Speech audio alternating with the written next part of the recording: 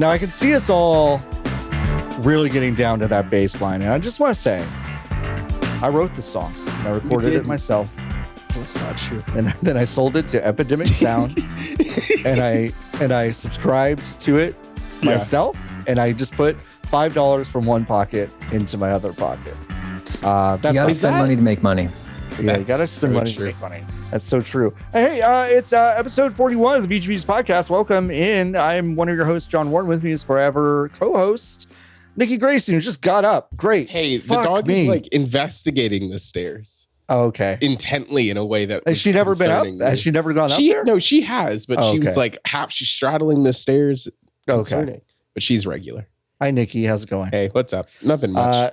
Yeah, you can see Nikki on the Power Block. That's right, starting March 13th.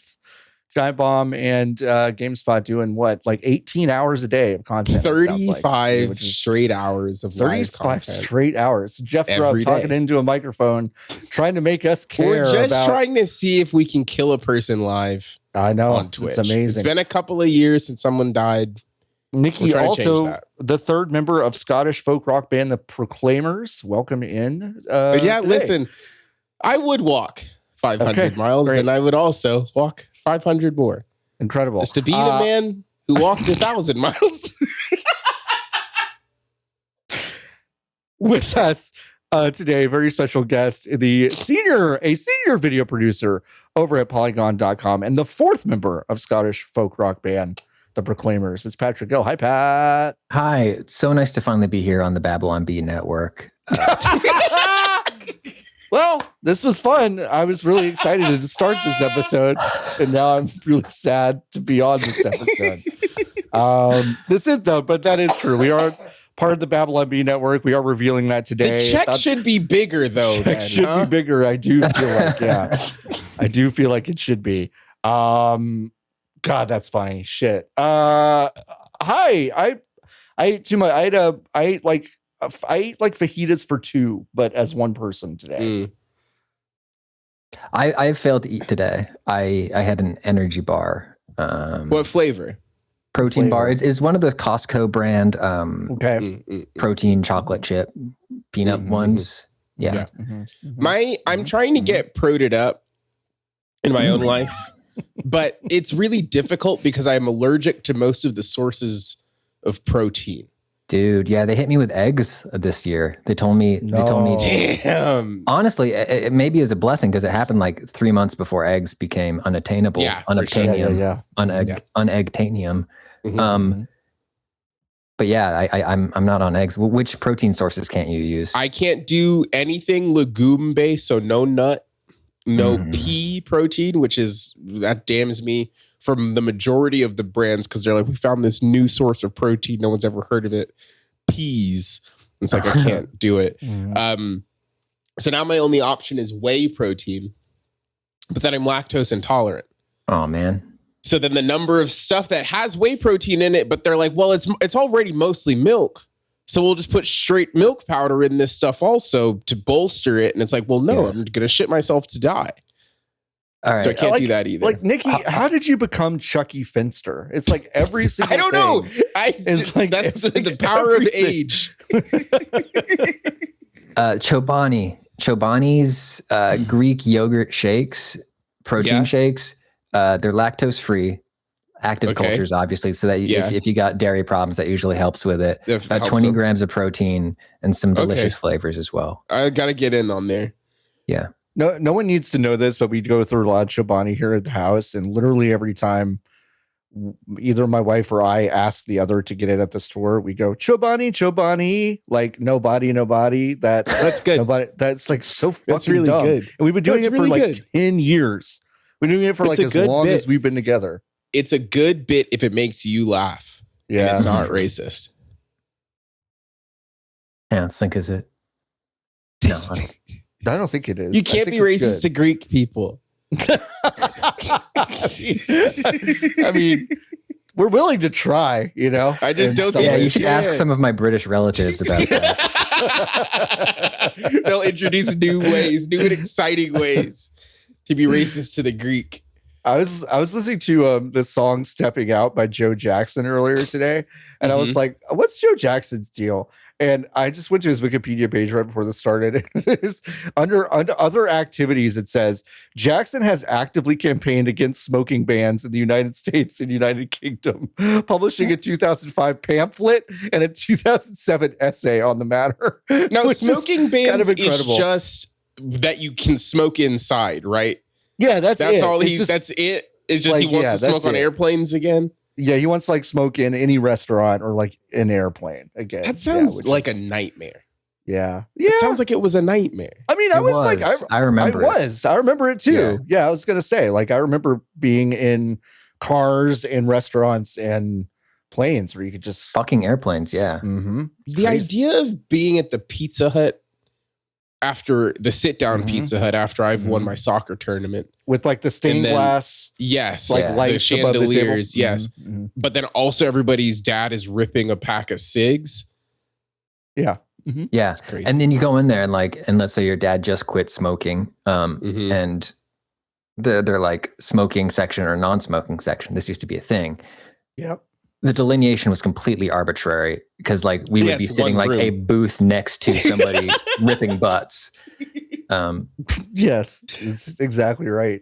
And I also remember a time where they finally kind of got rid of smoking rooms in hotels, but there was like a good 2-3 years where you could still tell by smell which rooms used to be smoking rooms. It was just like, it just wouldn't go away. So it was scary. Yeah, it was kind of scary. Southwest is taking away the free bags, but do you think they'll bring back smoking on the flights as kind of like a make good for the bags thing? My godfather's second wife, her dad was Jesus. I didn't think we were gonna have to go further out, but okay. I could have just said someone I know, but that wouldn't have really worked. Wouldn't have hit. But he was in charge of a lot of the Southwest Airlines decisions in like the 60s, which were like, you have to call them stewardesses. They all wear skirts. You are smoking all the time. Like he made like all the choices that I think got like the first group of people into Southwest Airlines before it just became like a fucking bacchanal free for all of like, just sit wherever you want. Nothing matters. Nothing matters. Like listening to him talk about peanut casings on the floor. Yeah, 100%. It's a bus. It's fucking Roadhouse, like Roadhouse in the sky. That's it. Terry Funk is there to like rip your throat out. If you're rowdy. Yeah. I have an airplane question. Oh yeah. Yes. What's that? Could it really melt steel beams? No. How many sodas is it appropriate to drink on a flight? Oh, that's a great question. As many as they'll give you. Okay. Let them cut you off. But I mean, appropriate how? Like appropriate, like it's uncouth, or like I don't know, piss all over the airplane. I was sitting next to a guy on one of my last JetBlue flights. Yeah. Who like kind of the amount of soda he was drinking scared me. Like I was like, am I safe on this flight? Okay, I have some questions. Like, is he the bug man from Men in Black? And he's just trying to be normal for 3 hours or whatever. Was he asking for one soda a bunch? Or was he asking for multiple sodas? So that would be crazy, dude. Okay, so let's get into it. So JetBlue, they do drink service. But they also have self-serve fridge once the drink service is complete. Yes. Right. This guy got a warning for getting up to get a soda before drink service. When drink service came, he got, I think, another soda. When he had finished that soda, he got up and got a can of apple juice. When he finished that, he got up, and these are all full sugar. He was not doing diet. These were all full sugar. Oh, no. He got a can of Pepsi, and I think he had a can of Starry or whatever. And he had all of his cans in the back of the seat in front of him at one point. No way. He did. I'm completely serious. He had all of the cans, like, splayed. And I genuinely think he had 6 or 7 cans of soda on a East Coast to West Coast flight. The human body is a beautiful thing. And then he was trying to go to the bathroom. Did he ever go to the bathroom? I think he went to the bathroom once, but the more notable thing about him was that after drinking 4 cans of soda initially, he starts trying to get some rest because this is a fucking early flight. No, for and sure. Unsurprisingly, he cannot sleep because he drank so much soda. And so his method of trying to go to sleep is he'll go like,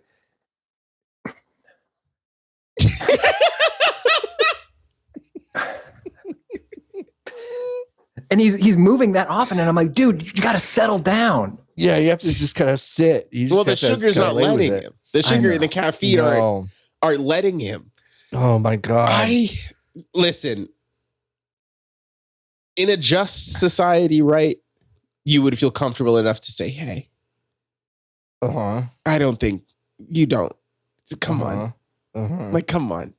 But also, if the guy wants to drink 6 sodas and then presumably piss himself in the car on the way home, ain't that America? That's the US of A, baby. That's US of A. What's the most deranged thing you've ever seen on a plane, Nikki? I'm trying to think of well, that one time where you said to the man as we were getting off of our flight. Yeah, let me finish the fucking story. Okay. As we were getting off the flight to PAX, and you said, "Hey, the plane landed, or people started to get up to get their bags," and then you said to the man who got up on my side of the airplane, "Hey, my cane is up there. Be careful." When he opened the overhead, you may find a hidden blade within. And then, well, it was not a hidden blade.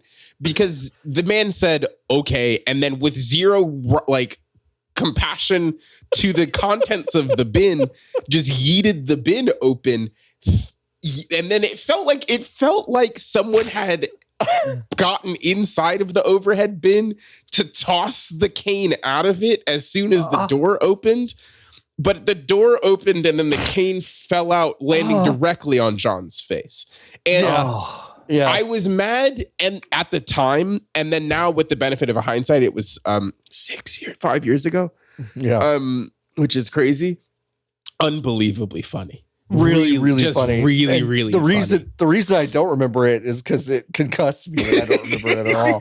It did hit me pretty hard. It hit you hard. It did hit me hard. It fell from up to down. You were down. Yeah. So that's I think the most outrageous thing I've ever seen on a plane. I think when we got struck by lightning going to China, that was probably the craziest thing. The person the flight had been delayed 21 hours from LA to Shenzhen to Hong Kong, and so I basically went home and slept and then came back and left all my luggage. That was the craziest thing. I decided to leave all my luggage in LAX and just go home and sleep. Which I guess that's fine. In hindsight, it felt weird to do, but I just did it.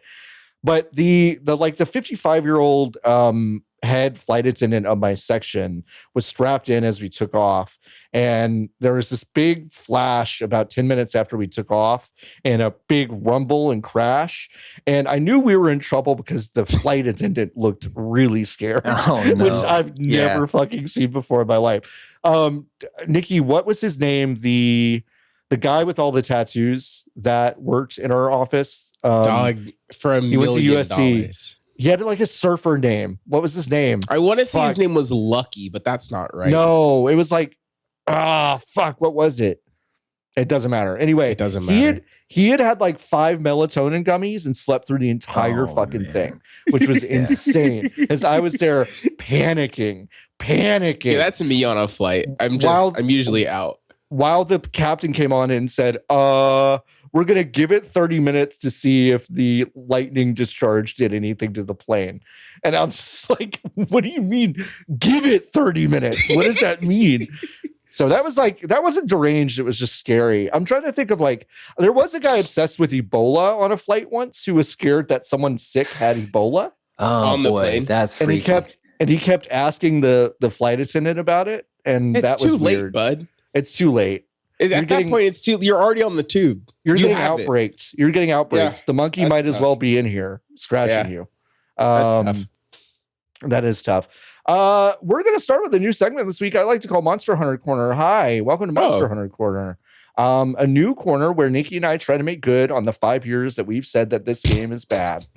Hi, I'm one of your hosts, John Warren. With me is my also forever co-host, Niki Grayson. What's up? And I want to welcome today. This is gotcha journalism. Maker of an absolute banger guide for Monster Hunter Wilds, Pat Gill. Pat, welcome to our segment where we talk about Monster Hunter. How are you liking Monster Hunter Wilds? I'm having a lot of fun with it, and I need to stop playing it so much. Sure. Just so I can move on and do some other things with my life. Yeah. But yeah, I really like it. It's definitely. I'm curious to hear what you two think on the difficulty scale, but it's definitely the least challenging one that I've played. But I have also cumulatively, like each time one of these games comes out, I add 100-something hours to my total time playing Monster Hunter in my life. This is the only one that's even remotely stuck for me. So it must mean that it's easier. No, I mean, that's what it's gotta mean. No, I mean, genuinely, I think that's kind of true, is because the onboarding felt so overwhelming for World and Rise to me that Wilds' flatter onboarding felt better and more welcoming, while also not wasting a ton of time getting into some of the more, like, let's call it tortured elements of this game, but like they're fun. There's a lot to do there, and I think the slow ramp up made it easier for me to say, okay, I'm actually kind of looking forward to going back out there and seeing what's up. So I think it is probably easier. I wonder how. I mean, it seems like it's not been that big of a deal for the sickos because they know that like some of the higher level stuff is coming. Right. But yeah, I'm curious as to kind of where you fall on, like, are you kind of bummed that it's a little maybe sanded down, or I don't know? I think a little bit. I think if there's, I don't know, there are so many weird eccentricities. I don't know how you say it, that the franchise has had for such a long time. And some of them go away and it's like, oh, thank God. And then some of them go away and it's like, oh, maybe we need to add something back in. I think the fact that your mounts in this one just autopilot you right towards the monster, I think is kind of a bummer. Because there was a progression there, right? Like Monster Hunter, like 4 and before, right? Like it was, you didn't even know where they were until you paintballed them on the map. You had to go find them. And then in Rise, you always knew where they were, but you had to manually navigate to them, and they made navigation kind of fun. And in this one, it just kind of feels like, Yeah. I will say that the first kind of the tutorial was so streamlined. I was like, oh, cool. It's good that they're going to streamline the very first thing that you do. Well, then it turns out that like a lot of it kind of goes the same way, which is like I think it is a little disappointing. I felt like with World, I remember feeling like that first couple of things were so overwhelming and kind of like borderline tedious to me to try to figure this thing out, that I was like, I was kind of mad about that. So I was like, oh, cool. But I was like, okay, once I get into a rhythm, I can see how this might be rewarding. But Wilds isn't even really letting me do that ever. So it's kind of strange. Yeah, it really is like a weird kind of game that relies on you making your own fun in a different way, where it's like, I don't know, for me in this one, the question is, even when you look at like high level Monster Hunter players, it's not like a Dark Souls thing necessarily, where there is a base level of like gamer cred you get for having beat a boss. In this one, it is like, here is my 3-minute Jindahad clear. Right.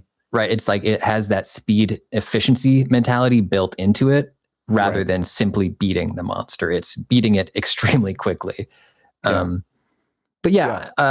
I've been playing with mostly friends who like, this is their first one getting on. Okay. And they're like having a lot of fun with it. And like, it's been really fun, like teaching them and, helping them figure out what weapons they want to use and stuff. Right. And then like some of them are going down the sort of try hard path of like looking up builds and, right. Grinding for the parts that they want for them. But it's just been it's always been like a great podcast game for me, in terms of just like, right. Zone out. You're all beating the fuck out of the monster and it doesn't you don't need to be like doing like, oh, I need you to crowd control him now. You're all just kind of fucking fidget spinning that thing and then shooting the shit.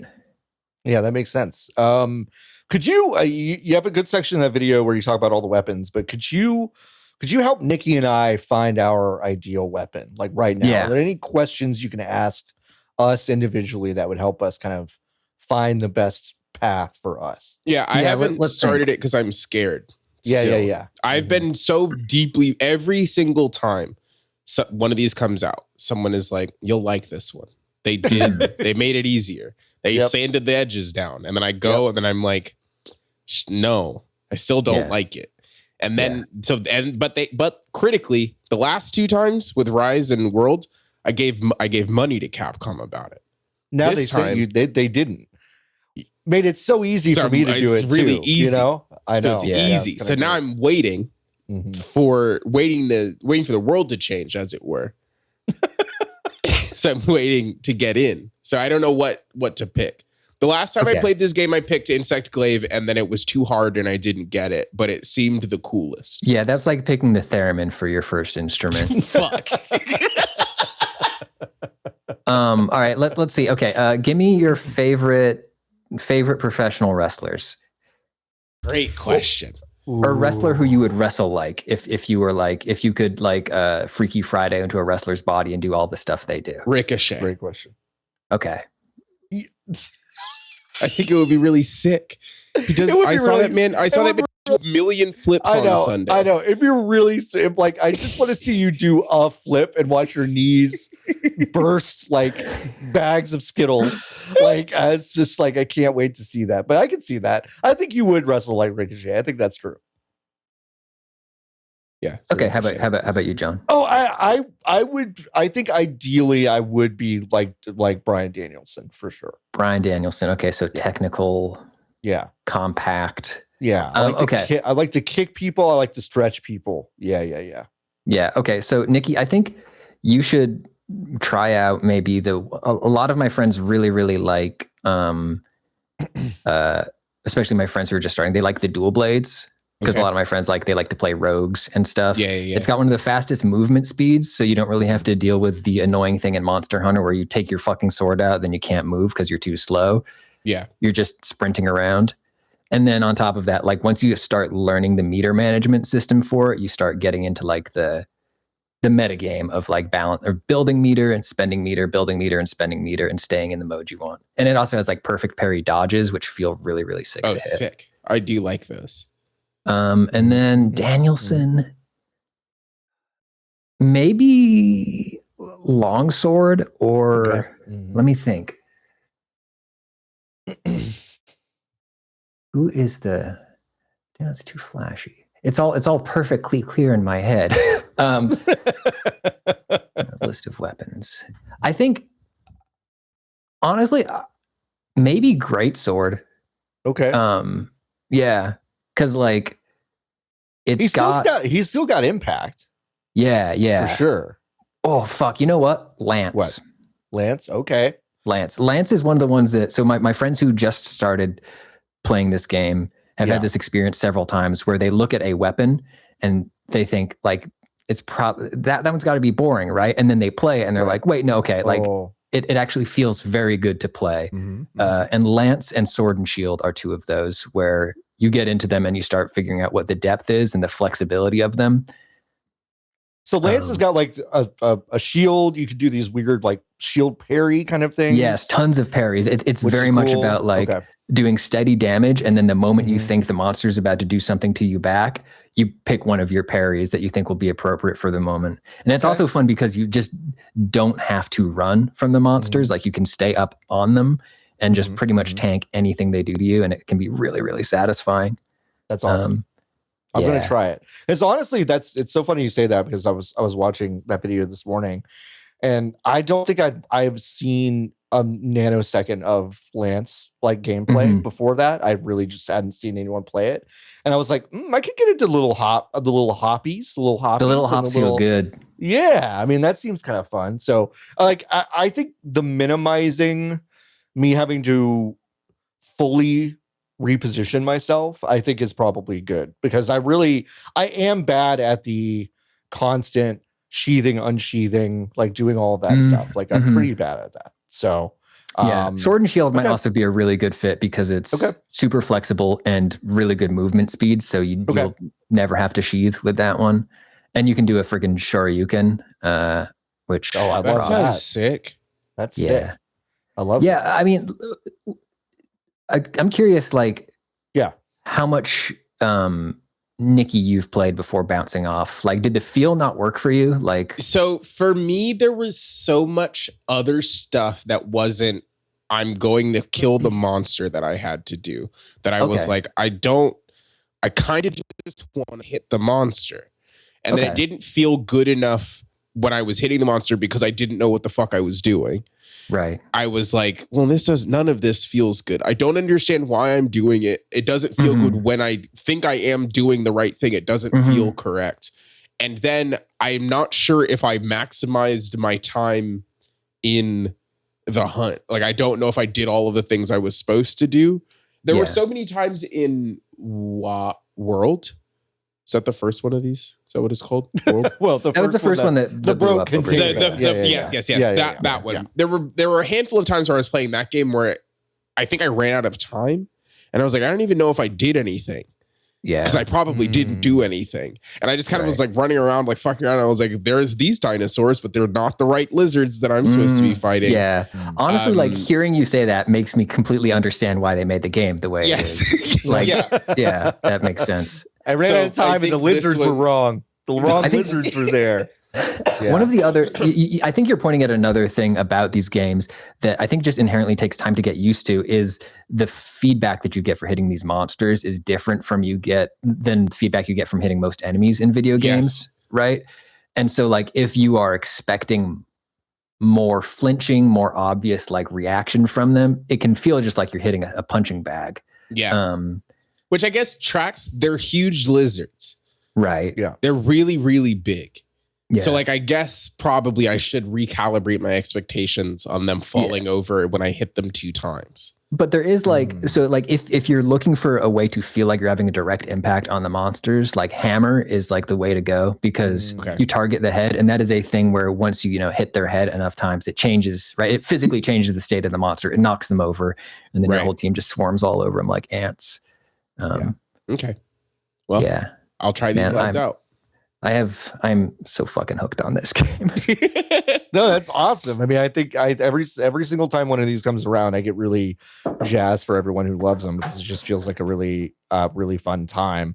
Niki and I have talked about this. Like, part of my barrier to Monster Hunter is that, and this was especially true when they showed off the demo to Wilds back at Summer Game Fest in last June. And they just they spent a lot of time being like, yeah, all right, look how this monster's changing, and kind of backing into a corner and essentially begging for its life. Yeah. This is the perfect time to go in for the kill while it's screaming and begging you not to kill it and to spare its children from becoming orphans. Like, I get a little weird about some of that. Oh, understood. So, yeah. It's like, I feel like in the early going, they did less of that with Wilds, but it's like, that's still part of it, it's you just need to turn off your humanity. I should have put that in the tutorial. Sorry. I forgot to put that in. Turn off your humanity. Become unfeeling. Turn off. Yeah. Can you get that in the notes? Yeah. That is a part of the game that has gotten weirder and harder to palate, like, harder to tolerate the prettier these games have gotten, right? So when I'm hunting a Doshaguma, which looks like a beautiful big dog with like fur, and it starts limping away, I'm like, why am I being mean to you? What did you do? Are they just there, or are they bad? The fucking not hula hoops, the hoops that they jump through to justify why each of these monsters needs to die in this game is hilarious. Got it. It's like the metaphor I use is like, in the beginning of a Jackie Chan fight scene when the guys surround him and he goes, I don't want to fight. And then he kicks all of their asses. Yeah. It's like that every single time. But then imagine he shows up in the next scene and he's like wearing an ear necklace from all the guys he beat up. Like, they go for this like idea of like, oh, you're balancing the ecology. Like you're doing an important service here as a hunter. And no, you're turning them into swords. You're turning them into swords and shirts and stuff. Yeah, you're your own H&M factory on the boat.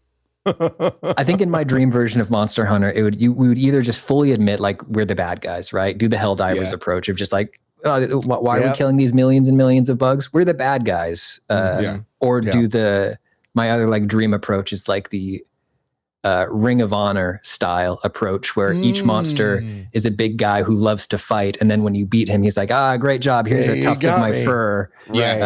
Go make yourself. That would be cool. And they just don't die. Yeah. They're just really sharp. You can just get them to one forever. Yeah. That would be good. I like that. I like that approach a lot. Yeah. Really. Yeah. Fight with honor. Of course. Mm-hmm. Yeah, that would be really good. Handshake the monster before you fight them. I have until 5. Let's turn the corner. Let's talk about some of this week's news. I didn't think there was a lot, but honestly, today was kind of wild. So I want to just thank the lucky stars that Nicole Carpenter did write a report today about Jeff and Annie's strain suing NetEase for reported $900 million. So if you don't remember Jeff and Annie Strain, they are the owners of Prytania Media, who owned Crop Circle, Possibility Space, Fang and Claw, Dawan Entertainment. They all shut those down in 2024. And the reason they gave is because a journalist talked to some people about, an employee talked to a journalist about some stuff, so they decided to close the whole thing. They threatened to sue a bunch of people at Kotaku for threatening to report on a lot of that closure. And now they're suing NetEase because they say NetEase and specifically Chenglin Han talked shit about them and basically ruined their business, essentially. So they're suing them for 3 times their net worth at any point, which is incredible. This isn't even, I'll say this isn't even the craziest thing about Jeff and Annie Strain. I and like 5 other people I know have told some stories to people at The Verge and Polygon and Kotaku that they've still never made it into one of these articles. I think for like good reasons in a way, but also this goes so much deeper than anything. Austin Walker did go on to Blue Sky to say that yes, the reason they gave during the closures was an employee talked to a journalist, and then whatever severance that they promised has never materialized. So, okay, so I saw this note I saw this in the show notes, and I thought he was talking about the show, and I was like, I thought it seems like a show he would like. So seems like Austin would like Severance. It does seem like he would like Severance. No. They just didn't pay him anymore after didn't pay him anymore. The money they said they were going to give him. No, they promised to put a chip in his head to like make him forget about half his life, and they just never fucking did it. It's so sick. That sucks ass. I don't know. Do y'all want to go work for Jeff and Annie? I mean, listen, if they're about to come into $900 million, which is how this lawsuit's absolutely gonna go. Yeah, they're gonna get every dime of that, I think. It seems like going's good. They've run a couple of really successful businesses. The part of their this employees well. The part of this I will say, like from personal experience, that I thought was really funny is that this lawsuit was filed in Louisiana, where their businesses are set up, but they have been in a Hawaiian compound for the past 18 months. So that's something that I know for sure. Yeah. And it's very funny that they're using Louisiana to do all of this stuff. I love that they're trying it in the state of simple country lawyers. I'm just a simple country lawyer. I can't imagine simple country lawyers going up against NetEase. What do they think is going to happen? I don't know. Like, what do you mean you're going to sue NetEase okay, for sure. It feels like it for feels, sure. It does feel like they just keep punting in order to stop some other stuff from being reported, which I mean, $900 million lawsuit feels like kind of the last possible point to do that. I don't know. When you sue a company or whatever, you just they just give, there's a blank, right? And you just write a number down.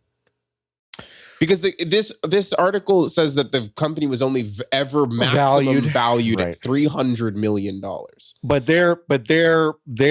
they would say, if we had continued to operate through this entire turmoil and end up today where it would be worth $1 billion. That is what they are saying. I'm not saying that that's true, but I'm saying that's the logic, probably.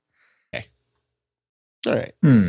They're not going to see a dime of this. I can almost guarantee you. No way. Yeah. I mean, sorry, why would they be mad at NetEase? Yeah, that's the other part I don't get. Was NetEase giving them money? NetEase owned 25% of Crop Circle Games. Okay. And they said, okay. Well, first of all, there's some stuff in here I don't understand, so I'm just going to say this real quick. I'm just going to read this. This is straight from Nicole Carpenter. So, Nicole, thank you. NetEase, for its part, was an investor in Crop Circle Games. Per documents filed in court, Prytania Media owned approximately 75% of that particular subsidiary, and NetEase owned 25%. Both Annie and Jeff Strain resigned from their positions within the studio when filing the lawsuit, leaving NetEase executive Shanglin Han the remaining board member. Technically, the lawsuit was also filed against Crop Circle, bringing Han in as the remaining board member. Attorney Michael Magner, representing NetEase, said in accompanying documents that suing Crop Circle is, quote, effectively suing themselves to defeat diversity jurisdiction, a tactic that is improper, fraudulent, and inadequate basis to defeat diversity jurisdiction. So no one knows what this means, but they're essentially suing themselves, it sounds like. Because we got to start over. We got to start the whole thing over. I think we have to start the whole thing over. NetEase, they say NetEase has been hesitant to comply with certain laws and also started saying to private other investors that Prytania Media might be doing some financial fraud. I see. Okay. And so Jeff and Annie are like, no. And then saying, give us $900 million. We're going to sue ourselves about it. We're going to sue ourselves about it. But yeah, apparently, according to them, fraud and misuse of funds was brought up by NetEase when a different investor, Transcend Fund, was sniffing around to make a further investment. Suing yourself is the most I actually am doing fraud thing I think you can do. Yeah, it's a lever that is like underneath the bank of levers that you can pull, and then it says like pull this one in case of fraud lawsuit, and then you pull it, and then it actually like a big banner comes down behind you and it says I'm suing myself. Yeah, this might help you understand it a little bit. Okay, yeah, for sure. To get the charge blade into spinning axe mode, you need to perfect parry an attack and follow up with a Y input, which can only be done if you're fighting a monster. But if you'd like to do that before you go into combat, you can place a barrel bomb in front of you and parry the explosion from your own barrel bomb to get into spinning axe mode. So I think that's probably what they're doing with the self-suit, is they're sort of getting themselves into their maximum damage output mode. That makes a lot of sense. That makes a lot of sense. That makes a lot also, is it going to be on the video that I made my job title Digital Prophecy? Yes. Okay.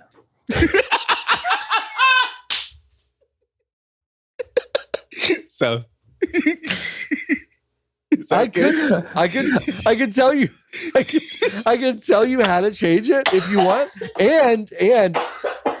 but I don't really want to because it's good. Also, about 15 minutes ago, I was like, "What does that mean?" And I was thinking like, maybe Patrick will tell us about it. What is Digital Prophecy? You want to plug it right now? Digital Prophecy. Sure. It seems like something you want to plug. Well, Digital Prophecy was Shingy's job title at AOL, and I'm trying to bring it back as a thing because, dude, that Shingy made so much fucking money doing nothing. He went up on stage, had the craziest hair you've ever seen, and said, "Emails are coming." and that was it. That seems like a digital prophecy and to he me. was fucking rich for it. Yeah. If we don't start over, we should at least go back to when Shingy had this job. And then I think all of us should get one 6-month chunk of time in the role.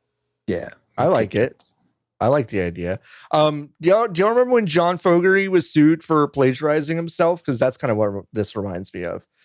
Yeah. John Fogerty's singles career, like he's a fucking wrestler. That's insane. He was part of a faction called Creedence Clearwater Revival. And then he fucking went solo.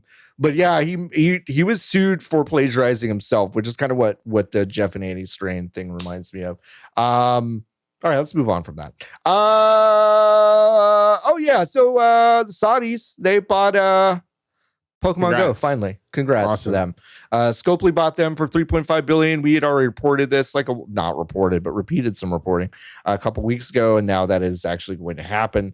Scopely does a bunch of free-to-play bullshit, and now they've got more free-to-play bullshit. It just has, geolocated bullshit in it now. So congrats to Saudi Arabia. They've never had anything.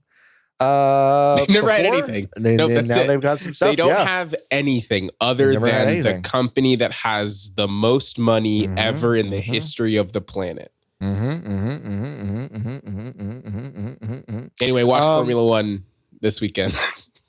Watch Formula One this weekend. It's there. Patrick, when was the last time you played Pokemon Go? I played Pokemon Go very briefly the year it came out, and then never since. Yep, describes me as well. It was not for me. Yeah, that's because it wasn't good. Well, I mean, listen, that week where you could go to Santa Monica Pier and there were 80 million people there, that was kind of for cool. Sure. But the game part was not good. No, that was the reason that game was cool was because people hadn't ever had desire to be outside with other people they didn't know before. Yeah, I know. That was all that was. That was cool. That part was really cool. Yeah, it was. The game itself aspect of it was neither here nor there to me. And it hasn't been neither here or there in any iteration since they did the Pikmin one or the NBA one or the Wizards one. Yeah, there was you don't know about the NBA one? No. It's called NBA All World or something. And it is functionally it's the exact same, except you make your own NBA player and you go around and all of the Pokestops are basketball hoops. And then instead of doing the catching mini game is you basketball into hoop. Man. Yeah. Yeah. That's smart. I can't believe it didn't work. It was and then smart, they named another game Wizards Unite. Yeah. Was that a Harry Potter one or that was a Harry Potter one? Okay. Yeah. Wizards Unite. There's a Monster Hunter one of these too. And there is a Monster Hunter one, yes. Yeah. The Pikmin one is apparently not like them at all. No, the Pikmin one is very specifically about it's essentially like a pedometer. Yes. But people do like that one. Yeah, that one is cute, but I fell off using that one because it just drained my phone battery so quickly. Yes. That's why that's the thing that fucks me up. The reason people who play these games for real just have their old iPhone with them all of the time. And they are carrying two phones with them, hotspotting their Pokemon Go phone to their regular phone to play Pokemon Go while having their regular. It's nuts behavior. Yeah. It's not right. Yeah, I knew somebody who carried a one of those USB power bricks around in his back pocket for that purpose. It was making our culture sick. So I'm glad. I thought it was going to be going away. It's not. They're making more of it. Yeah, they're making more of it. Also, Saudi Arabia got Street Fighter. They bought Street Fighter. No, that's not really quite it. The Esports World Cup Foundation struck a 3-year deal, multi-year partnership with Street Fighter developer and publisher Capcom. So they're going to be basically running Street Fighter tournaments as part of the Public Investment Fund in Saudi Arabia. 3-year deal. There will be Street Fighter 6 finals in Riyadh in August 2025. Finally. Or is that before or after the Rumble? Which one? the Royal Rumble. Well, the king of the crown, King Jewel, King and Queen, King Jewel, Crown Jewel, King and Queen of the Ring. Yeah, that'll be in June, I guess. I think okay. King and Queen of the Ring. Yeah, yes. King and Queen of the Ring. Are they letting the women wrestle on these shows now? Yes, but they have to be the most covered you've ever seen. Interesting. They look like Power Rangers. Yeah, without the helmets. They do look like Power Rangers. Yeah, no helmets, but they're letting them that's wrestle. Progress, I guess. Yeah, they haven't cut up Chris Van Vliet at the airport yet. So you know, they've done that yet. Found in pieces. Yeah, only his kids remained. Sad. God, so sad. Yeah, this is, I don't know, whatever. This is just like fucking status quo. I think we're going to keep seeing these over and over and over again. My guess is Riot kind of like backed off of this, but my guess is they go way back into it. I don't know. That's just the checks have to come from somewhere for them. Checks have to come from somewhere. It's true. It's incredible, like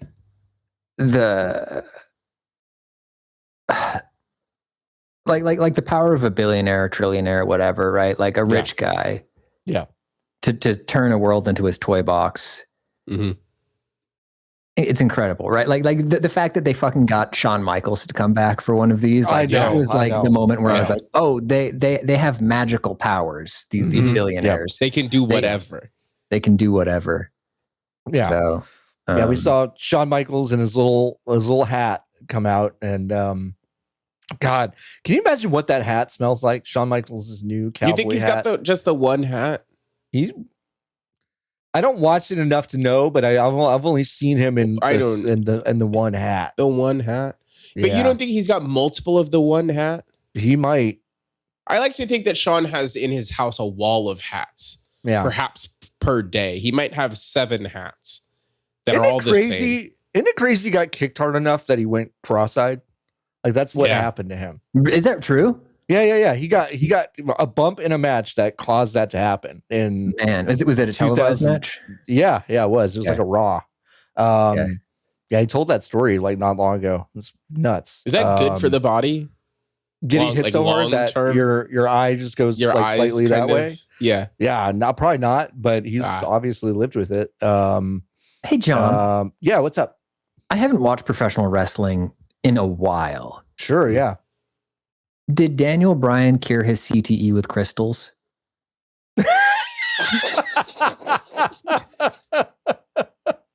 I mean, because he seemed to have it really bad for a while. He seemed to have it really bad. So the healing power of leaving WWE seems to be very powerful. Yeah. So I think he left, and then he got like other opinions from doctors who I guess maybe didn't care if he lived or died, or not on Vince's payroll or whatever. But I can easily make an argument. Like Vince probably doesn't like him. Probably no, right? For sure. So I'm sure there was a little bit of that going on. I think it was probably both sides were wrong. Yeah, probably. Yeah. Long term, was it good for Bryan Danielson to come back and wrestle for as long as he did? Wrestle more? No. Is he retired definitely again? Not. Yes. He did retire. Would you like to know how he got retired? Because it's kind of crazy. Great question. It wasn't a fake concussion angle, was it? Stupider. So Dean Ambrose got really mad at Bryan Danielson, John Moxley. Yeah. And on 2 separate occasions got the chintziest plastic bag you've ever seen in your life. And put it over Bryan Danielson's head, suffocating him. Yes. And that's how he lost it. That's it. That's it. Yeah. Kind of a wet fart of an ending for his career. He had said the next time I lose, I'm going to retire. Yes. Yeah. And that's when he lost. That's when he lost. And then they put a bag over his head. And it was really anticlimactic. Yeah. What a bummer. It was kind of a bummer. But what an incredible career Dude, great yeah, career. no, great. Have you? Sorry, and please pull me back on task if we're too far. No, we're good. That's the whole point.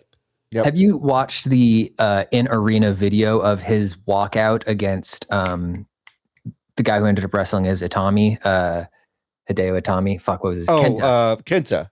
Dude, with the final countdown playing in so good. downtown Manhattan. And it's just so fucking good. That sounds sick. The crowd is just slamming their hands on the plastic barrier, and it looks like gladiatorial stuff. It's so beautiful.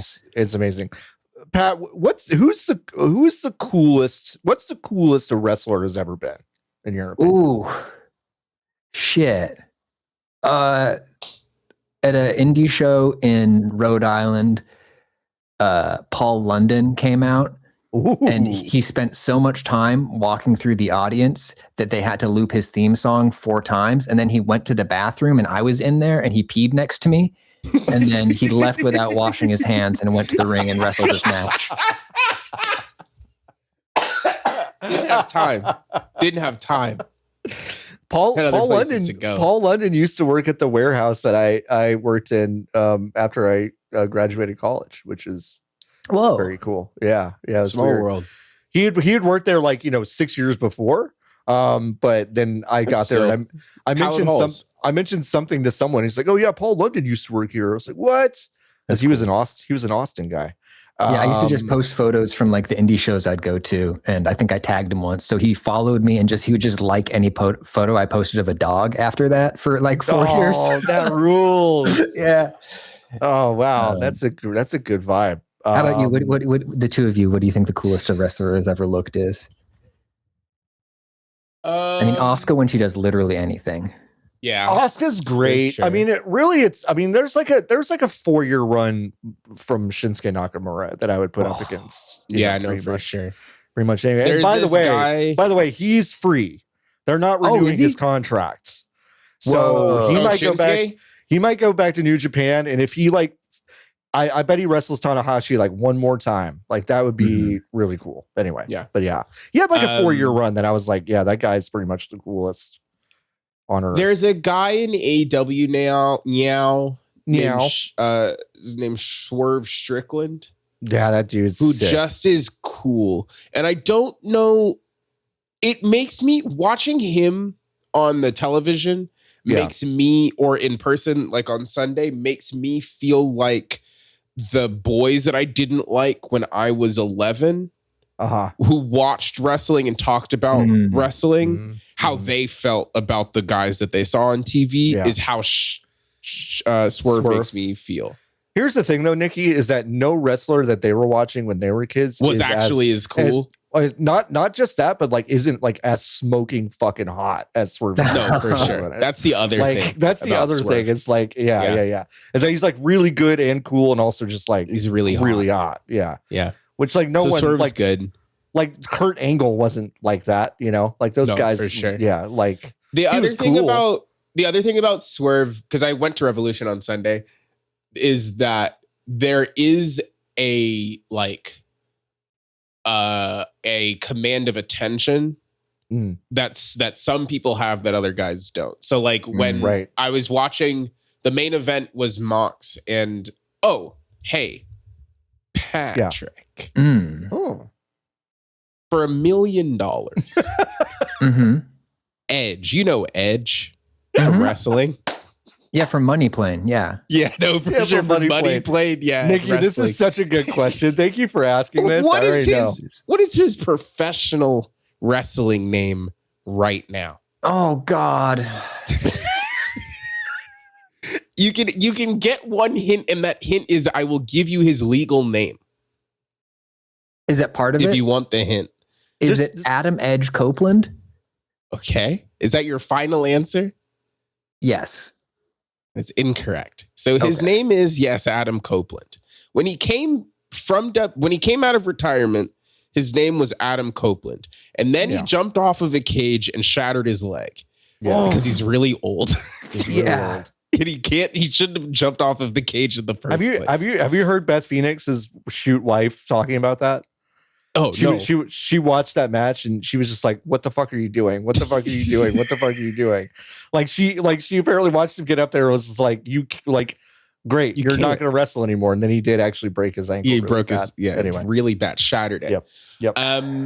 His wrestling name is Cope. COPE. No, just Cope. Doesn't he know? If he doesn't, Justin Roberts goes, the rated R superstar Cope. It's terrible. Awful. It's really terrible. Bad. And it's so much as that was his idea, had to have been. Oh, 100%. Yeah. And nobody in the building has the courage to say, bud, you can't. Your professional wrestling name cannot be Cope. You know what's cool about him right now, though, is that there's never been a human in real life that has had close to WWE 2K hair as Cope does now. It's weird. Yeah, it's like it's got the strangest texture I've ever seen of anyone's hair. It feels like he doesn't actually have to go in the back and put the oil and water mixture in it anymore. Like it feels like he wakes up and it's that moist. Yeah, his body learned how to do it. Yeah. Yeah, it's disgusting. It is anyway, really disgusting. That was one of the worst main events I've ever seen in my entire life. It was really bad.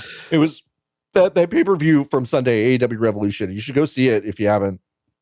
It's like 3.5 hours of like all gas, no breaks bangers, and then like one of the worst matches I've ever seen at the very end, which was Christian Cage is there, and he tries to cash in the Money in the Bank equivalent, and then they turn it into a 3-way match, even though they multiple times were like the contract is for a one-on-one match. Yeah, hey Pat, what does Christian Cage wear to wrestle now? Oh, great question. Now, is this Christian? Is this Adam Copeland? This is Christian. What does he wear to wrestle? Oh boy, what could it be? Because he changed to the long pants and the tank top years ago. So to advance from that, it would be maybe like a full wetsuit. You know what? You're not like in a lot of ways you're not that far off. Spiritually, you are not far off. It's black pants and a sleeveless black turtleneck. Why? Now, would you like to take a guess as to what his stable is called? Oh, the HR department. That's not really bad. good. That's really good. His stable is called the Patriarchy. His angle is that he's dead guy. He's the father figure for guys in the company that have dead dads. Which is actually pretty funny. That is really so funny. It's really what a great angle. It's really, really good. At first, he was Jungle Boy's dad, and then because Jungle Boy's dad was that guy on Luke Perry, Luke Perry on the TV, and then Jungle Boy said, "I'm leaving because I'm going to hit CM Punk," and then that happened, and now Jungle Boy came back as a different guy. He's a goat now, and then. And then he picked up a different guy with a dead dad. And he took that guy's wife. Yes. In the storyline also. In the storyline. Okay. Yeah, storyline. Not in real life. Yeah, not in real life. Is he doing like a daddy dom thing, kind of? I don't think it's that It's not deep. Sexual. Okay. I don't think. Not really. It's not that sexual. Because it is very sexless and scary in the representation of fatherhood. Too scary to be sexy, I think. Yeah. I think that's true. Like Vince Vaughn from that one John Travolta movie where he plays that kid's stepdad that only I've seen because my mom liked it. Anyway, step. Who else? Does anybody else have an insane stable right now? Well, John Moxley, Dean Ambrose is in the crazy stable, guys, the crazy, and that's the kind of their writers. whole thing is that they're like the white nationalist adjacent. I was about to say, I think that guy is really smart, and I think he actually seems like a really good dude IRL. But he did give an interview that's like, I'm aiming for like Romper Stomper, which is like an Australian movie about neo-Nazis, and it's like. But Cesaro is his friend now. Yeah. I think it'd be really fun to have a stable themed after a 1980s movie, like multi-ethnic street gang. Ooh, that would be good. Sure. That would be really cool. Yeah. They don't have that yet. Mm-mm. MVP is back. MVP is back. There's a group called the Ops, which is terrible. A terrible name for a group. But that's Samoa Joe. It's Samoa Joe, Katsuyori Shibata, and Taz's son, which is like actually cool, but they're called the Ops. So that could be better. Yeah, Shibata's great. Yeah, Shibata's not dead. The answer to your question, the coolest a wrestler has ever looked is unfortunately, extremely unfortunately, Shibata after headbutting Okada and looking to the side as the single trickle of blood comes down his forehead. Yeah. Cool. Unfortunately, it is really cool. I know. Unfortunately, it's really cool. awful, but unfortunately, it's very cool. Yeah. Mm-hmm. I'm glad he's not dead. Me too. He seems to be doing shouldn't be allowed to do the thing he's doing anymore. No, probably not. I think you get one Probably bad brain injury, and I think he shouldn't let you do it anymore. Yeah. But anyway, thank you for your service. A retired wrestler should have all the stem cells they can eat. I agree. I totally agree. You should run for president on the back of that, and I think you'd do pretty good. I'd get the wrestler vote for sure. Yeah. You definitely get the wrestler vote. I'm sorry, I took us so far off topic. No, it's okay. No, you can do that topic. literally anything you want. Oblivion. They're making more Oblivion. They're remaking Oblivion, the Unreal Engine, and apparently it's coming out in June. Hooray. I don't know why they're remaking Oblivion. Why are they remaking So somebody Oblivion? can make an Instagram reel that says, they remade Oblivion in Unreal 5. Yeah, that's exactly right. About right. That's exactly right. That's exactly right. It's probably so they can my pet theory is that it's so they can get Todd to be like, can you fucking throw this shit away in regards to the creation engine? Because they were going to be like, please, Gamebryo, like, please stop it. Because it sucks now. Like, it's really bad. It actually is not, it's not fun or cool anymore to play video games in it. You just made Starfield and it took you 30 years and the game wasn't good. So what if you made a game in Unreal where it's faster to make the game and it feels better? It feels better. Yeah. That does honestly seem smart and likely, right? Like, yes. Yeah. That they're testing out a new engine before moving to it. Because the visuals, very critically, the visuals of the game are being built in Unreal, but the rest of it, they are porting the systems part of Oblivion straight over. So it is a marriage of these two things. And they announced Elder Scrolls 6 what feels like 60 years ago. It was a really long time ago. They announced it so long ago that I feel like actually they started and stopped it and are on pause on it. And my idea is that like they rededicated some resources to this to see if it works, to see if people like it, and then they will probably do this for the next Elder Scrolls because I think that just makes the most sense. Starfield was so bad, like really bad, and so much of it is endemic. I think not actually to, well, yes, like a lot of it is endemic to the ideas that they have on how these video games should work, but they are working with a tool that fundamentally does not let them tell the kinds of stories that players are asking for and searching for now. Yeah. Mm-hmm. And if your game feels like it is 15 years old, then you are going to have stories in it that feel like they are 15 years old. Yeah. Forever. So I'm excited about this. Oblivion is really funny.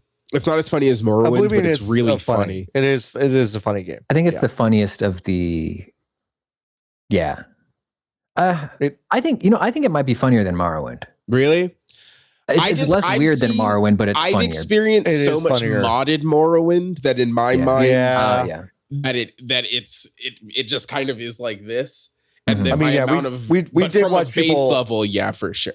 We did watch people play. It was Merritt who played the one where you get adopted by Sephiroth or whatever. You find Sephiroth's adoption. Yeah, like papers, regular really fucking funny. But yeah, I do think vanilla Oblivion is very funny.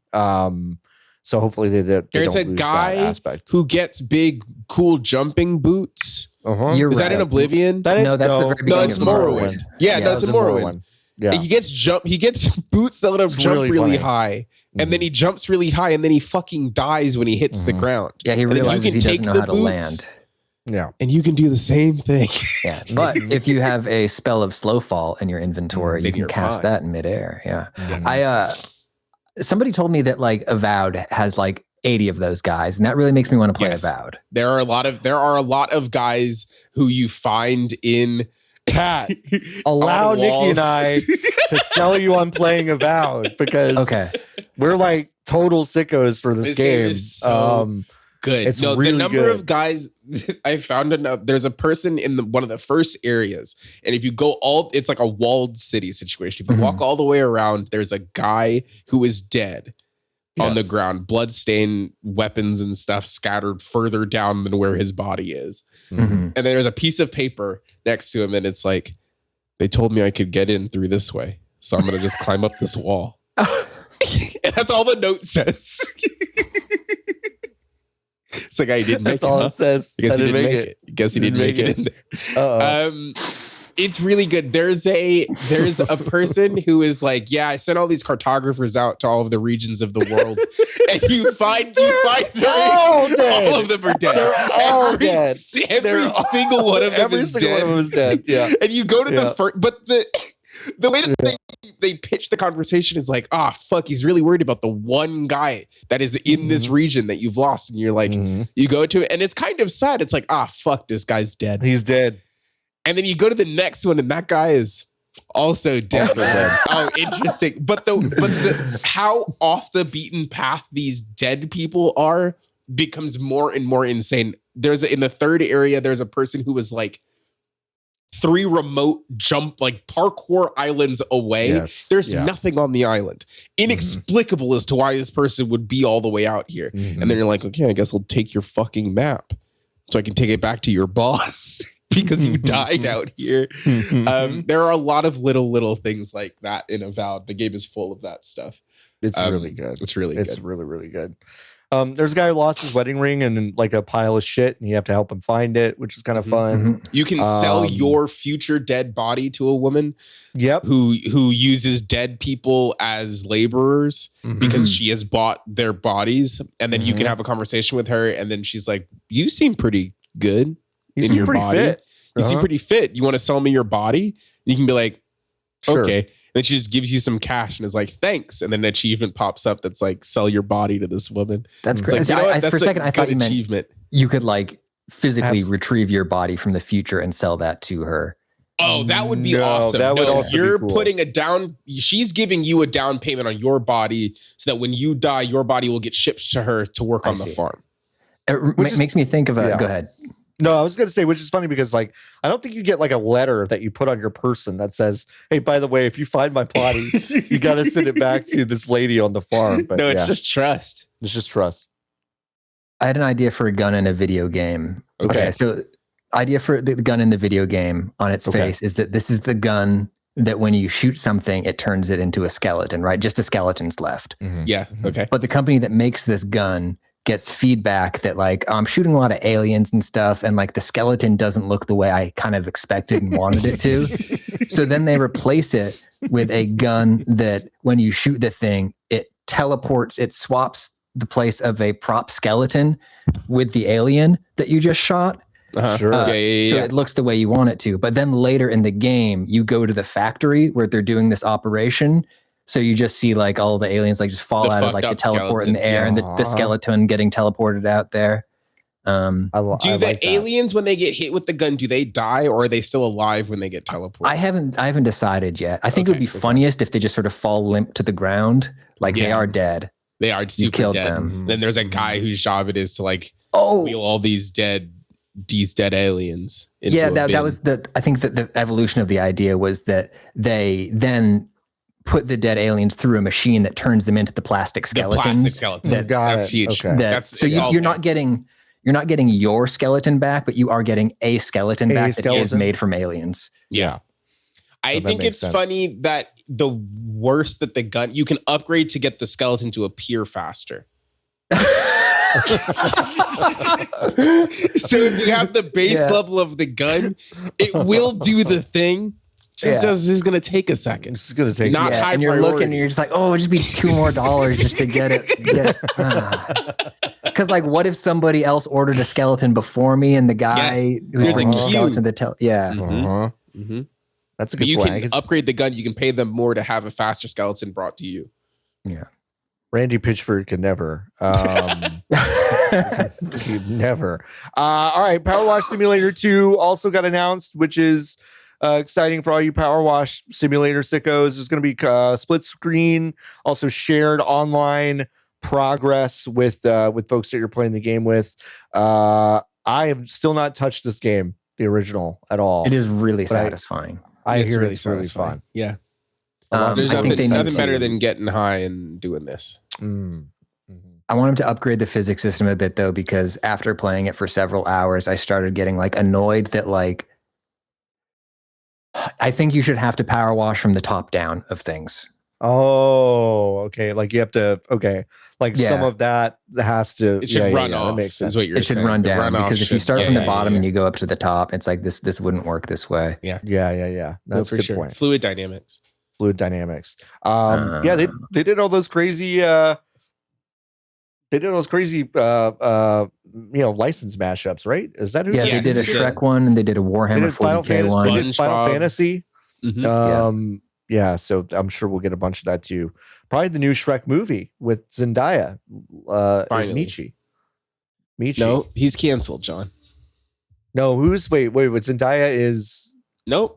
LeBron James is Quan Chi. Zendaya is Michi. Yeah. Okay. Yeah. No, you're saying the guy Danny DeVito. Yeah. He got canceled. I get it. I understand that. I get that. But yeah, it's cool that she's Michi and Shrek 2, which is she's Shrek 2. How many Shreks do you think there have been? No, she is Shrek 2, like in the canon. Oh, Shrek, 2. Right. Yeah. I see. Not Shrek. The number 2. The number? No. All right, that's it for news. Let's talk about what we've been playing. Pat, have you been playing anything else besides Monster Hunter Wilds? Oh, let me think. I cracked open the Forever Winter just dropped an update. Oh yeah.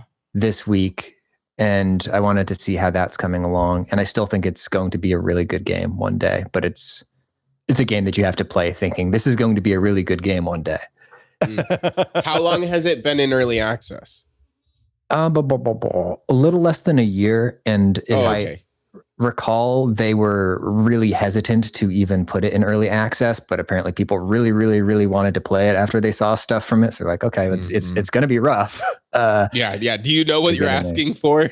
Yeah. It's really good though. Like the big change that they made in this patch was, I feel like the enemy awareness. Are you familiar with the basic premise of this game? No, please. It's a survival game, but that's really all I know about it. It's a PvE extraction shooter. With no PvP elements. And one of the points of reference they use for it very frequently is that scene in Children of Men where the dude is trying to work his way through that battleground without where two other forces are fighting. Yeah, that's sick. Yeah. It's and a great scene. He's just trying to get through it. So the game is you are just trying to salvage your way through these nightmare like Warhammer 40K Otomo like battlefields and get stuff and then get out of the other end. And then you have some combat abilities, like you have guns and stuff. Yeah. But it's generally better not to use them. But the big change they made in this recent patch, I feel like, is making the AI system more likely to ignore you if there are other threats nearby. So you can get that sense better of like sometimes if a troop, like if a squad is running past you, you don't necessarily have to go hide. Like if you don't have your gun out and you're not pointing your gun at them and they're on their way somewhere, there's a chance they might just run past you. Okay. And go. Yeah, they're not always going to snap and be like, "Oh, this is now the most important thing in the whole world." Yeah. Right. But it's mostly just like a unbelievably gorgeous game. Just the art direction is stunning. So that's what I've been playing. Love that. I want to check that out. I saw some people talking about it last week, and it's definitely something I want to check out this weekend. Niki, you've been playing something I don't like. I'm confused about. I've never heard of this game, but Fortnite. Yeah, Fortnite. Fortnite. Okay. Indie game, indie dev, Epic Games. They made George Soros funds them. George Soros is Epic Games. Yeah, Epic Mega Games. I think is what they're called. They made Paragon, if you remember that. This season is about robbery, which I feel like they do a lot. They do the heist thing pretty often. They do heist things a lot, but I think it's because people like them. Yeah. Like I think they get feedback from the teenagers that it's like actually really cool, and they love standing around and then fighting the weakest NPCs in the whole world to get guns that don't really. I think these seasons, I haven't felt this detached from Fortnite since the failed Mad Max season, which I feel like no one really talked about. I don't remember that one at all. Okay, so not the last season. It might have been 2 seasons ago. It was around when Mad Max Furiosa came out. Right. The whole conceit of the season is vehicle combat, and there's a wasteland. And the whole thing is Mad Max. All of the Fortnite OCs are Mad Max characters. It explicitly feels like they had a deal with Warner Brothers that said, we will partner with you to do Mad Max in Fortnite. And then at the last second, Warner Brothers had to have pulled out. Yep. And then Epic was like, well, fuck, we've already done all of this. So then at all of a sudden, because none of the buildup either in the season before felt appropriate for the thing that ended up happening, which is that it turned into the power armor, what's the Iron Brotherhood from Fallout? Yeah. Those ended up being the bad guys. And it was like, what are you talking about? And then Metallica showed up, and then it was again like, gang, what do you mean? Like it just felt like they were like really grasping at straws to kind of close the gap. But that season felt really bad because the vehicle combat didn't feel very good. It was not fleshed out. You couldn't, if you were doing it solos, you can't shoot while driving the car. And then they would put turrets on the car, but you still couldn't use a turret if you were the only one in the car. So it didn't feel as good as it could have, because they could have turned it into like a Twisted Metal kind of situation. That might have been fun, but I really didn't latch onto that season. The last season I finished the Battle Pass, and that was the first time I'd done that in a really long time. And then this season is heisting again, and it just doesn't feel very good. Like there's a lot of standing around and waiting for the cycle. Is like you run around, you drop, you land, then you stand and wait for the vault to open for you to get the weapons that you then have to go out. And it just feels like artificial delay in a way that I really don't rock with.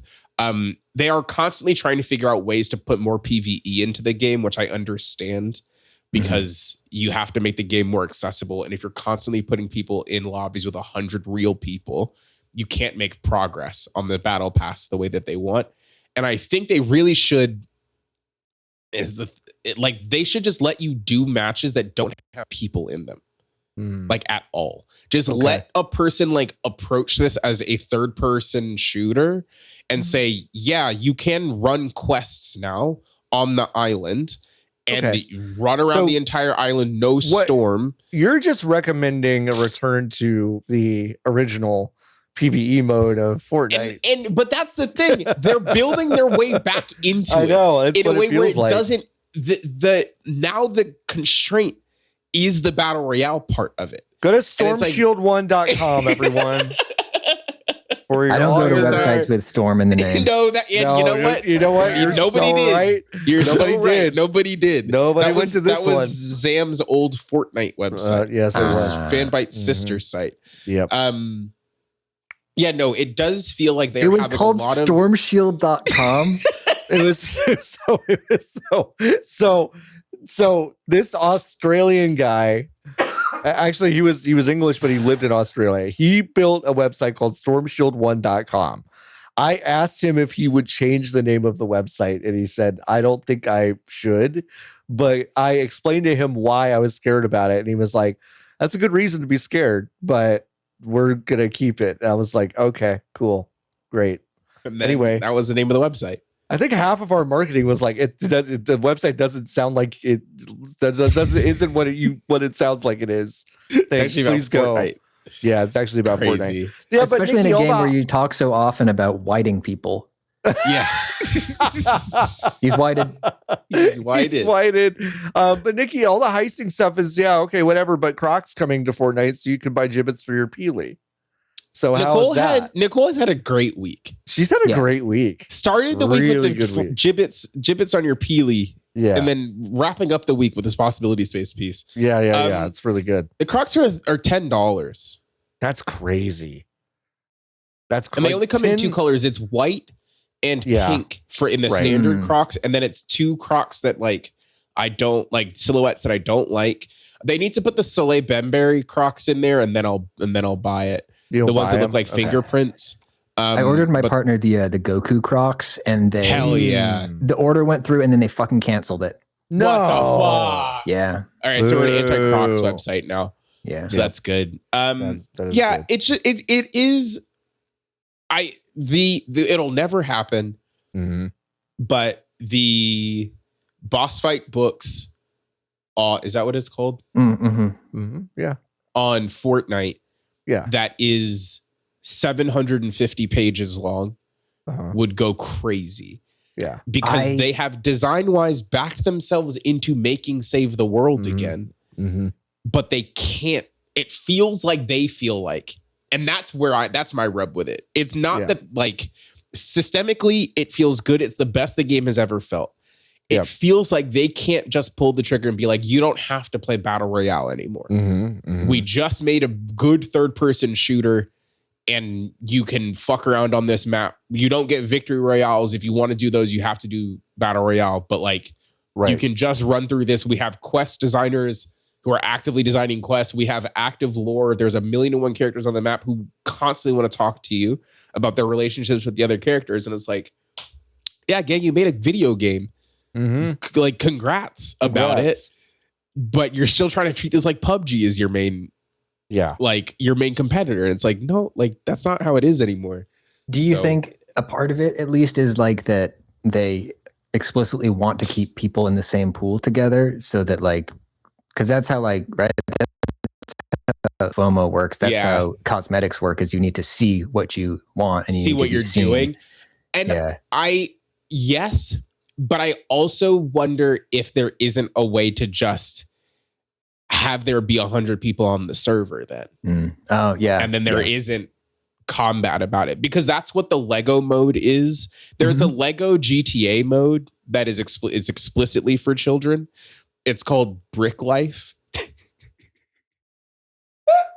And all you do get bricked up, kids. Kids get bricked up. All you got to do is you drop in, and it's a small GTA open world, and you can go get a job, and then you can run around the map. You get the job, and then you do the job. You come back, you get a different job. You run around, you get money, you buy a house. Your friends are all there, all dressed as and they've done 1-to-1 conversions of the Fortnite skins into Lego minifigs, and then it's that it feels like it is possible. There are modes in the game where they're like, yes, you can still run around and see, oh shit, congrats, you have the Goku skin. That's fucking awesome, dude.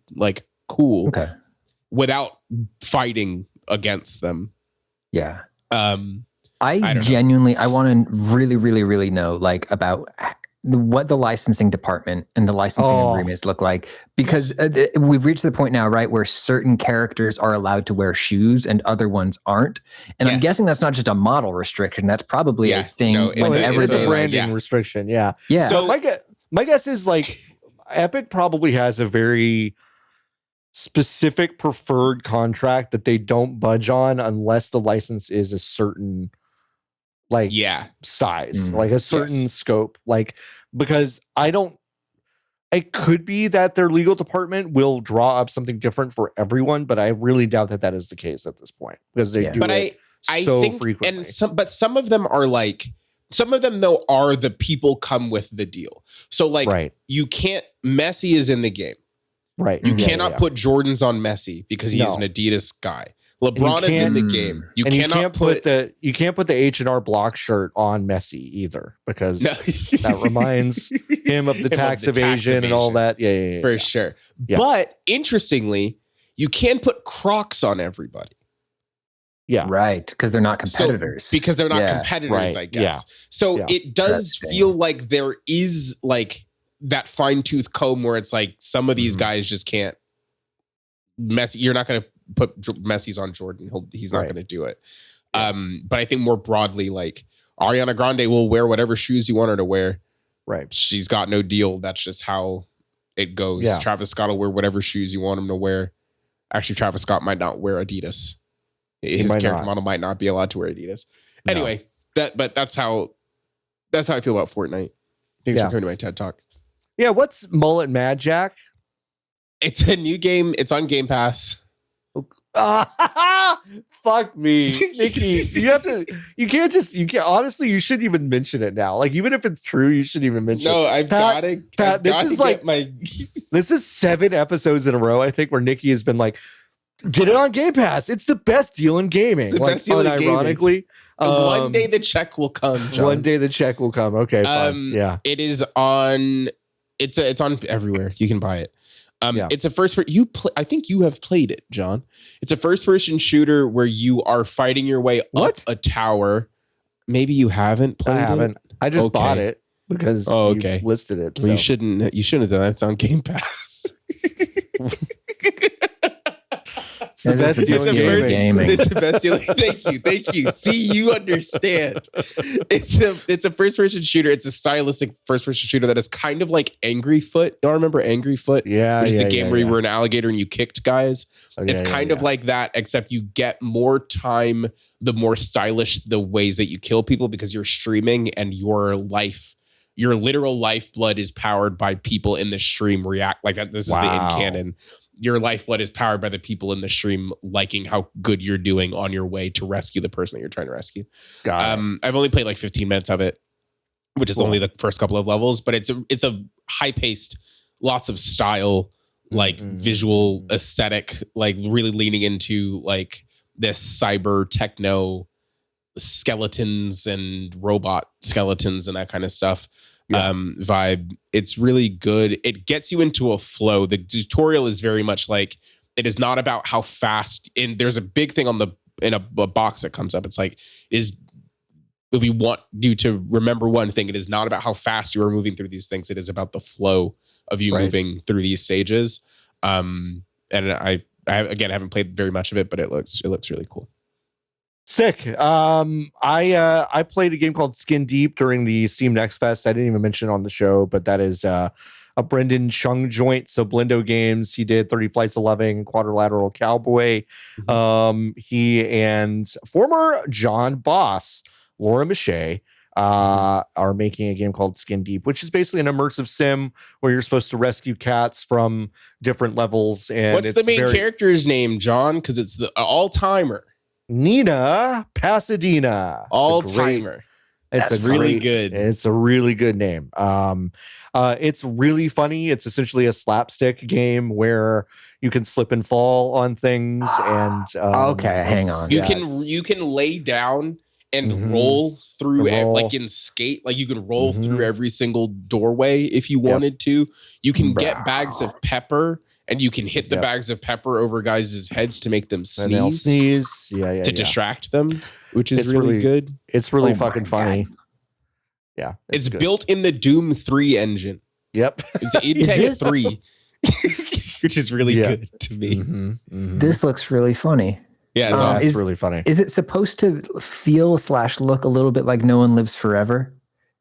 Yes. Monolith? Yes, it is supposed to look a little bit like that. Yes. Interesting. Yeah, no, very interesting. I really liked it. That was probably my favorite demo that I played. I also played a game called Half Sword, which is a TikTok ass game. If you've ever seen it, these people will basically just like, it's a physics heavy medieval weapon fighting game, and it's really fucking funny. And also brutal and hard to. It's like easy to pick up and hard to master, I would say.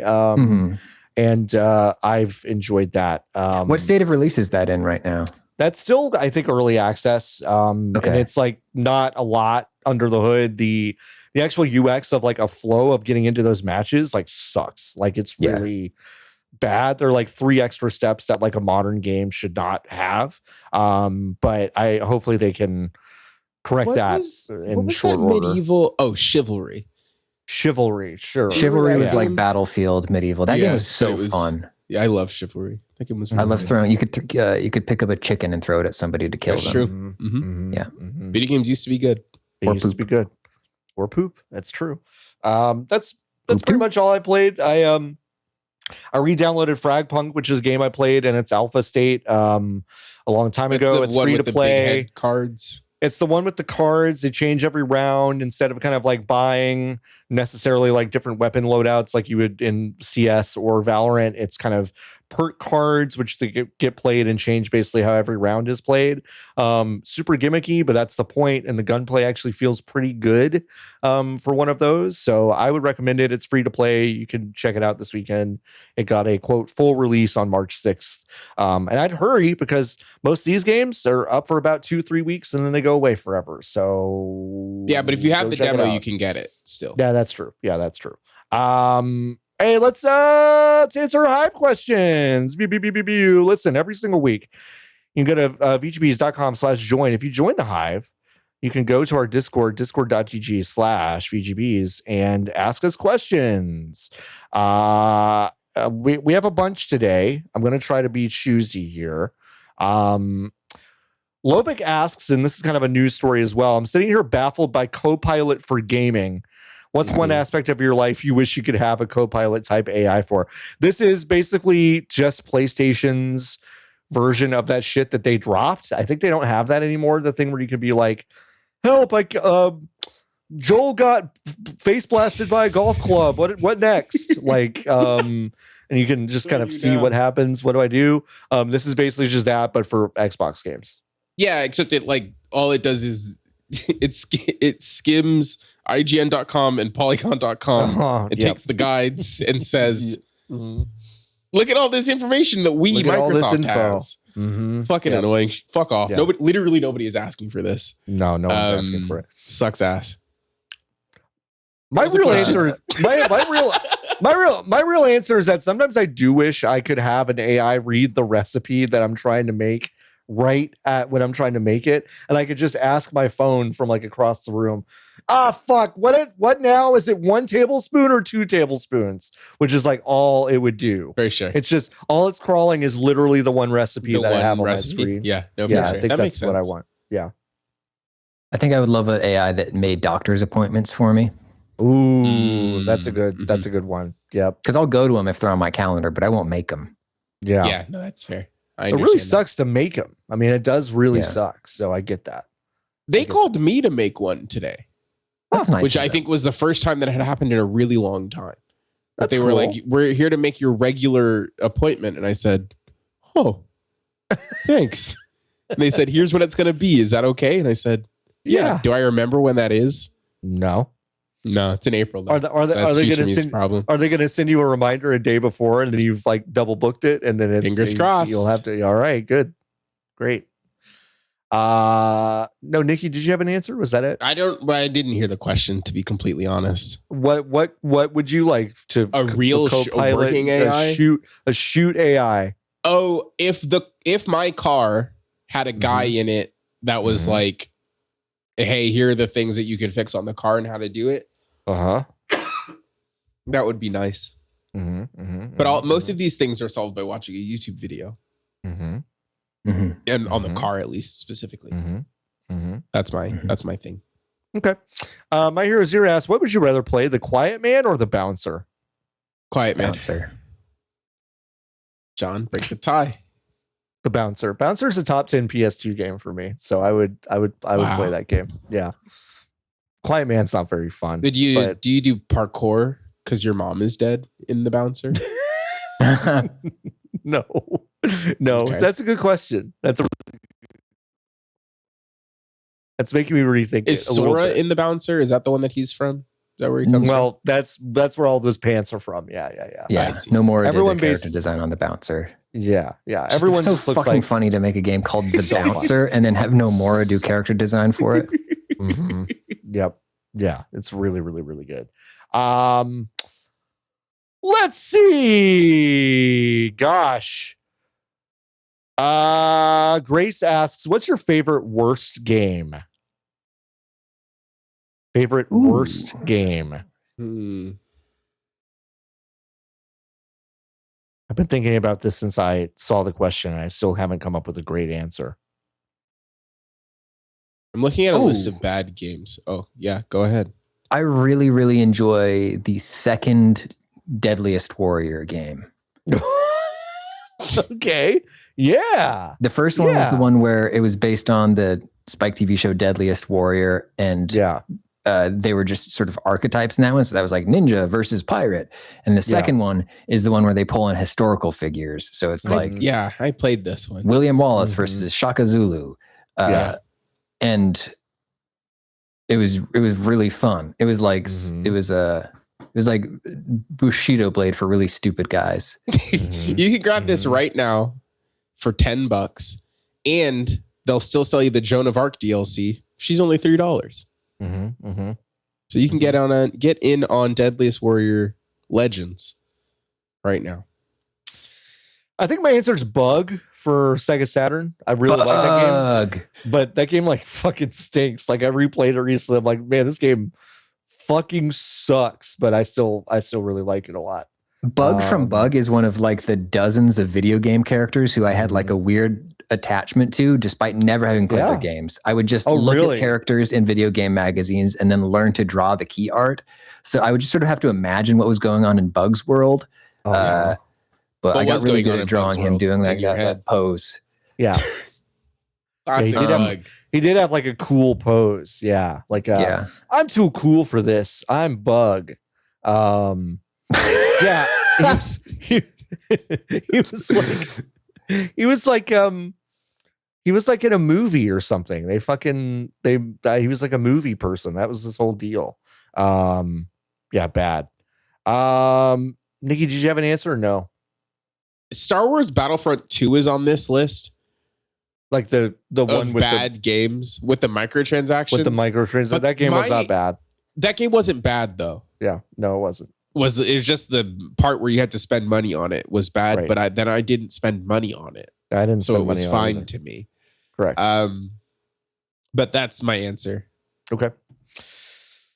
Great answer. Totally fine answer. What's this is from Jason. What's the first game you finished all the way through and the most recent? The first game I finished all the way through. What does that mean? Like by myself? Is that what the question is? The first game you beat. I got to the credits of Rayman. What the fuck is that game called? No. It's not the Rayman game you think. Rayman Legends? Is that what it's called? Legends? Nope, that's not it. The first game you beat was released 2 years ago. I'm just kidding. Relax. Rayman Arena. Rayman Arena? Rayman Arena? What is Rayman Arena? Is that it? There was a runner. Rayman game. Okay. Maybe it wasn't this because I was 6 and I probably beat a video game before I was. It's Rayman M. No, it's known in North America as Rayman Arena. You're right. Okay, I was right. It's just a runner. Actually, no, it says Rayman M contains 2 modes, racing and battle. Oh, okay. So I don't remember battle mode at all. Okay. And maybe I didn't beat this game because it came out in 2002 and I was definitely playing video games before that. So who fucking knows? Were you playing Rayman Rush? Rayman. Who gives a shit? Who gives a shit? I don't know. What's your most recent one? I bet I beat Jelly Mario again 2 days ago. And you also what set a world record? Got a world record split on Punch Out. That's crazy. I can count on my hand the number of times I played Punch Out in my entire life. And I didn't know what I was doing when I beat Glass Joe. but I got a 42-second Glass Joe split today. And the video, on a web emulated version of Punch Out while using my keyboard as the controller. And the video is cool because it's being moved. The window's being moved around. You can't even really see you beating it. You just catch the last like 2 seconds of it, which is really cool. It's great. Yeah. So congrats on that. Pat, what about you? What's the first game you beat? What's the most recent game you beat? I think the first one would have been Super Mario Land 2, the one that had Wario in it for the first time. 6 golden coins. Sure. Yes, yeah, because I had that on my Game Boy and pretty much just that. And I don't know. I guess what I've done to Monster Hunter counts as beating it. I think that what I've done to Monster. What I've done to it counts as beating it. I think that's probably true. My first was Super Mario Brothers 2. I don't think I beat the first one until like later. Most recent. Ooh, what is the most recent game I beat?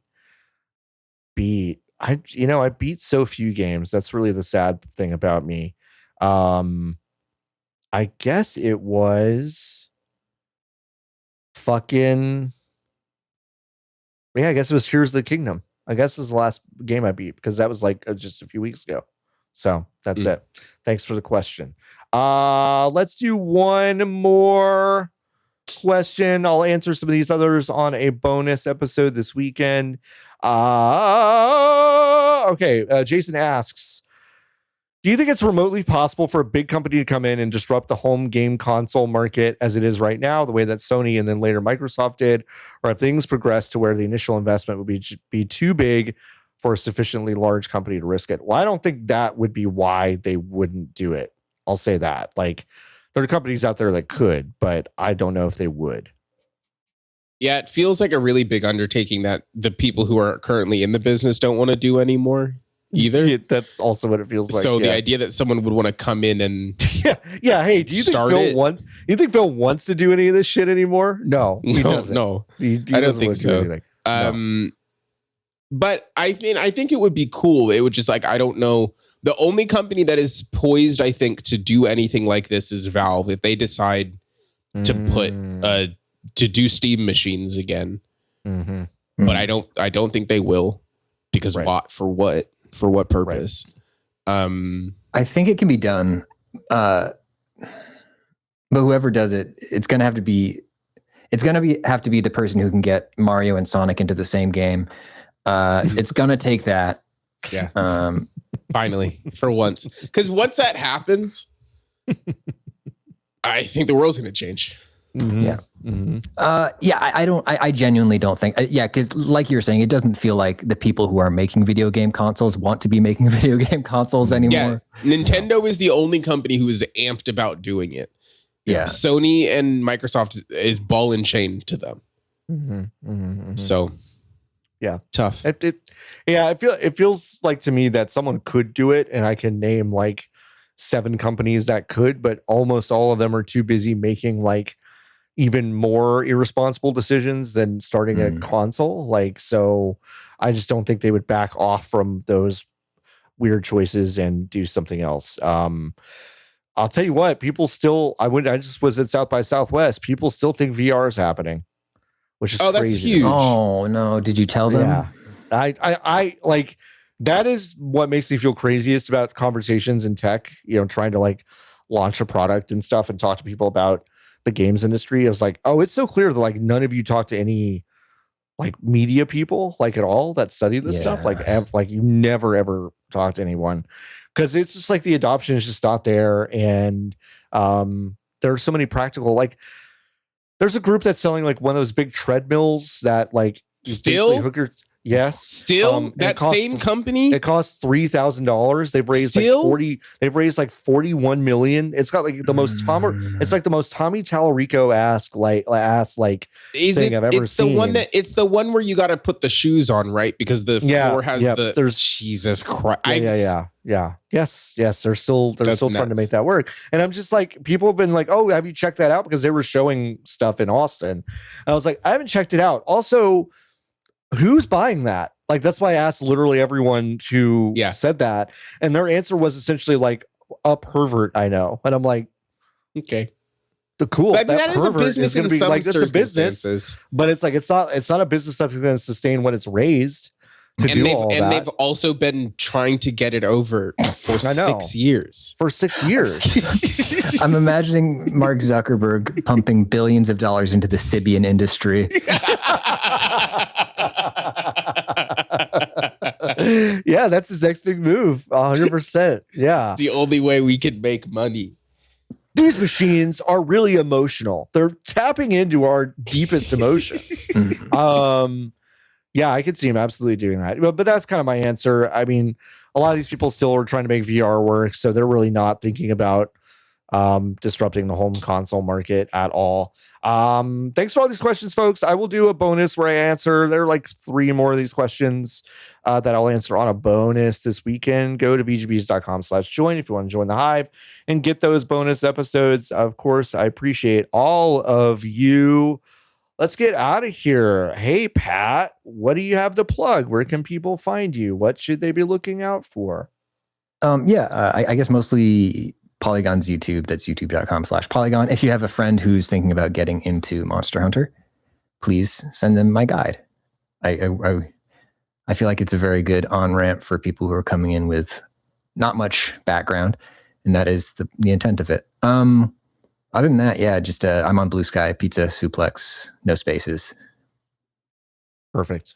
Thanks, Pat. Niki, what about you? You have anything to I have a newsletter called Make You Think. It comes out every Friday, and if you pay me, you get more of it. Which mostly, honestly, is shaken out to I send you pictures that I take that I like.